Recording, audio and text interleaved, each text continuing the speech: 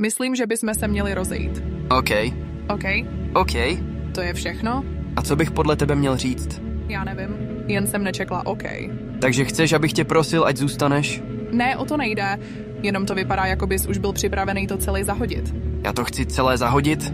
Jo, vypadá to, jako by ti to bylo úplně jedno. To ty jsi se chtěla rozejít? A teď říkáš, že to já chci celé zahodit? Ani si za nás neskusil bojovat. Za nás? Ty chceš, abych bojoval proti tobě. Tady to nebylo o nás. Přesvědč mě, ať v nás znovu věřím. Dokážeš mi ještě změnit názor. A proč bych to měl dělat? Ty už ses rozhodla. A proto si mi napsala... Můžeš rozhodnout, jestli spolu zůstanem. Ty už si rozhodla. A já respektuju tvoje rozhodnutí.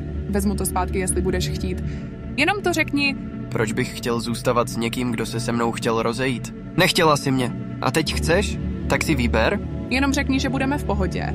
A zapomenu na to. To jsi vždycky byla takhle zoufalá. Zoufala? Dívej, proč ses chtěla rozejít? Vypadá to, jako by ti na mě nezáleželo.